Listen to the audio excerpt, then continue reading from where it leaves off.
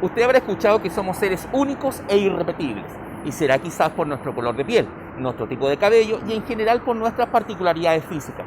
Sin embargo, también lo es por cómo pensamos, sentimos y, por cierto, por cómo actuamos. Un tema interesante en este sentido es saber cómo representamos en nuestra mente esto que ocurre aquí afuera, esto que llamamos realidad, el cómo codificamos esta información en nuestro cerebro y cómo respondemos a las solicitudes tanto del mundo externo como interno, y por cierto, de cómo traducimos este mundo interno en palabras. Ahora, más allá de la teoría y siguiendo la línea práctica de este canal, sería interesante saber el cómo influye esto en nuestros pacientes en terapia. ¿Qué tipo de palabras debería usar? ¿Qué tipo de postura corporal o contacto físico debo tener con mis pacientes para generar un mayor impacto? Sobre esto precisamente es de lo que trata el video de hoy. Y desde aquí, desde José Miguel de la Barra 480, donde aquí afuera, en el cuarto piso se encuentra el Colegio de Tecnólogos Médicos de Chile, le damos la bienvenida a este nuevo video. Esto es PNL in Corpus.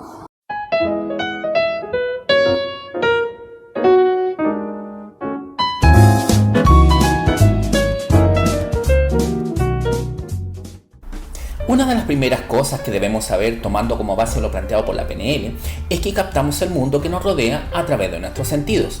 Lo hacemos principalmente a través de nuestra visión, lo que captan nuestros ojos, a través de nuestra audición y a través de nuestra kinestesia. Ahora, existe siempre cercano a nosotros una cantidad impresionante de estímulos que podrían ser captados por nuestros sentidos, pero al ser tan grande esta cantidad de información sensorial, es que nuestro cerebro se ve en la obligación de seleccionar solamente cierto número de estos estímulos, los que considera, por cierto, más relevantes, realizando un proceso de filtrado de esta información. Esta información que pasa a esta aduana de nuestros sentidos y otros filtros perceptuales, actuando nuestros sentidos en términos de PNL como sistemas representacionales, llega a nuestro cerebro donde se le da el sentido a lo que percibimos. Pues bien, parece que hay personas que tienden a tener preferencia a captar más un tipo de información sensorial por sobre otra. Parece que hay personas que tienden a privilegiar la información de tipo visual, otras la información de tipo auditiva y otras la información kinestésica, dejando claro, eso sí que digo preferencia, no exclusividad de un canal sensorial por sobre los otros. Esto es importante, puesto que parece que hasta conceptos abstractos como soledad, compañerismo o solidaridad tienden a configurarse en nuestra mente y tener un sentido distinto para cada uno de nosotros, dependiendo de qué canal sensorial sea el preferente. Así, podríamos hablar que hay personas más visuales, otras más auditivas y otras más kinestésicas, teniendo una relevancia no menor en la comunicación con otras personas. Pongamos un ejemplo que encuentro bastante ilustrativo. Imagínense un matrimonio, Juan y María. Un día ellos van a una fiesta en la empresa en que trabaja Juan. Se encuentran en ella con compañeros de trabajo de Juan, con supervisores, gerentes y las parejas de estas personas, o sea, una fiesta concurrida. Ocurre en algún momento, como a las 12 de la noche de compartir con toda esta gente, en que María de pronto se acerca a su esposo y le dice: Juan, me siento sola. Al oír esto, Juan mira a la gente de la fiesta y no logra comprender cómo es que María se siente sola si está rodeada de gente. Ahora, lo más probable es que si Juan hubiese visto alguno de estos videos, sabría o intuiría al menos que la experiencia de soledad de María es mayormente de tipo kinestésica, y tal vez lo que necesita María simplemente es que Juan se acerque a ella y la abrace. Como nos podemos dar cuenta en este ejemplo, Juan hizo una traducción del concepto de soledad de María desde lo que él veía en la fiesta, cuando para el mundo interno de María era una vivencia mucho más kinestésica, representando un claro problema de comunicación entre ellos, a pesar de que los dos, en teoría, entienden el concepto de soledad. Más de alguno de ustedes habrá escuchado alguna queja de pacientes acerca de la atención de algún otro especialista del tipo: es que sabe que el médico ni me miró, es que sabe que ni me escuchó, es que sabe que ni me tocó. Y claro, tanto para usted como para mí puede ser importante entregar lo que nuestra formación académica determina, pero quizás para una persona más visual, el hecho de que su tratante no haya hecho contacto visual con ella puede generar una percepción negativa acerca de su atención o ser manifestación de una poca preocupación del tratante con él. Ahora, el asunto no es solo generar una buena percepción de atención a sus pacientes, esto tiene implicancias también a la hora de dar, por ejemplo, indicaciones clínicas. Mire, yo no sé si a usted le ha pasado que de pronto le está dando indicaciones verbales a su paciente y de pronto le mira usted la cara de perdido que tiene, entendiendo bastante poco lo que le está explicando o indicando. Pero que si de pronto usted saca una hojita y le hace un dibujo a su paciente, este logra entenderlo con mayor claridad. Buena estrategia para un visual. O por el contrario, en otras ocasiones es el mismo paciente el que le pide a usted que hable más fuerte y más pausado, necesario quizás para una persona más auditiva. O incluso en el caso de los kinesiólogos, por ejemplo, más allá de explicarle a su paciente un ejercicio, tener que hacer que su paciente realice el ejercicio indicado para que tenga la experiencia kinestésica, porque parece que de esa forma entiende mejor. Dada esta situación entonces, la pregunta lógica que nos podemos hacer es cómo podemos saber o intuir al menos qué tipo de paciente es el que tengo al frente. Para esto, la programación neurolingüística nos da algunas pistas. Según la PNL, hay una serie de manifestaciones externas, ciertos comportamientos visibles para cada uno de nosotros y que nos delatan y que nos permiten tener luces del tipo de preferencia perceptual de la persona que tenemos enfrente. Primero, en relación a la postura corporal. La persona visual se presenta con una postura corporal más erguida, con los hombros algo más elevados, en general con una disposición visual hacia el horizonte o hacia arriba, como mirando la información que hay en su cerebro. En relación a su forma de hablar, este tiende a hablar más rápido y con una respiración mucho más superficial. El auditivo se presenta algo más relajado que el visual.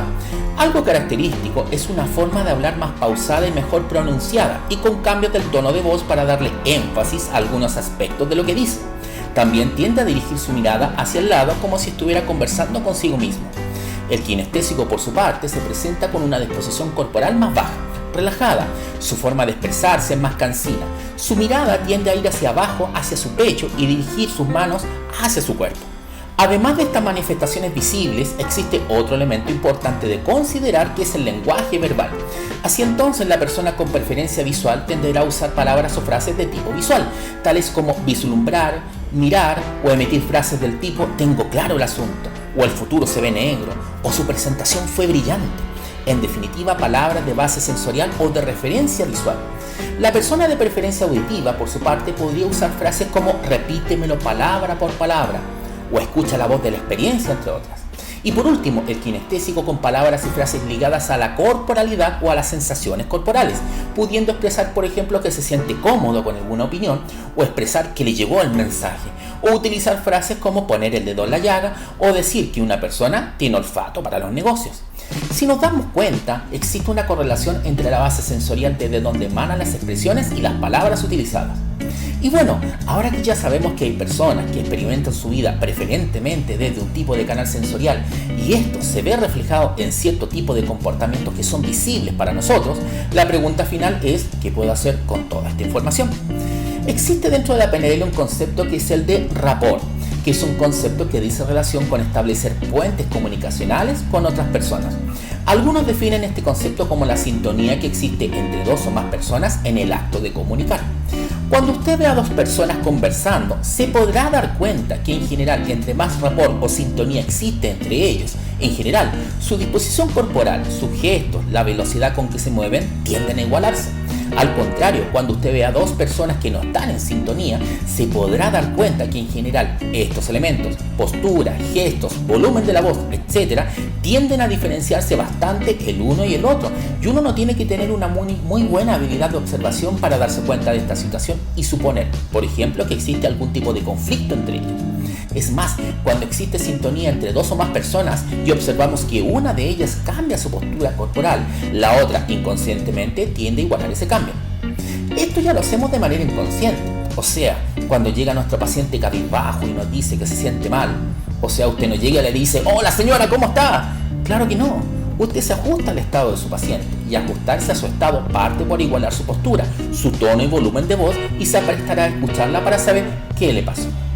Pues bien, tomando esto en consideración entonces, una forma que nos puede ayudar a generar rapport conscientemente con otra persona es considerar la tendencia sensorial y realizar una igualación de posturas con la persona que tenemos enfrente.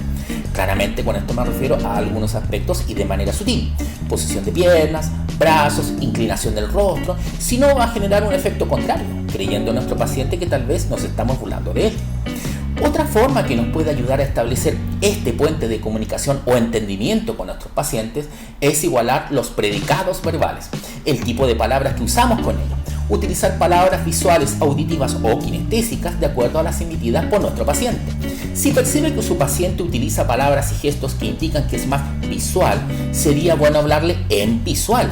Recuerde que esta persona principalmente ve cosas, ve sus ideas, así que si usted lo hace ver lo que le está explicando, le podría resultar mucho más fácil que él entienda.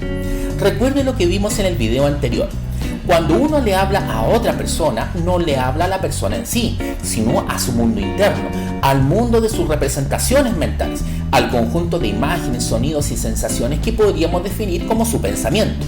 Si hace esto, por cierto que no hipnotizará a su paciente, pero le podría ayudar en algo a establecer ese puente comunicacional que en términos de PNL llamamos rapport, y podría ayudar a alinear a nuestro paciente con nuestro proceso terapéutico, donde por cierto usted aplicará con el máximo profesionalismo eso que usted domina mucho más que quien les habla.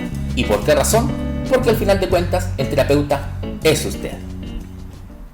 Bueno, para finalizar, y como suele ser tradicional en los canales de YouTube, si les gusta el contenido e encuentran que es un aporte a su quehacer profesional o vida cotidiana, denle like acá abajo y suscríbanse al canal para que se les avise cuando salgan nuevos videos. Nos vemos en el próximo video, donde aprenderemos algunas estrategias lingüísticas bien interesantes para aplicar con nuestros pacientes, especialmente cuando nos encontramos con esas particulares resistencias a la terapia y que hacen necesario que tengamos bajo la manga algún truco que nos ayude a persuadir a nuestros pacientes de alinearse con nuestra terapia. Un saludo a todos y a todas ustedes. Esto es PNL en Corpus.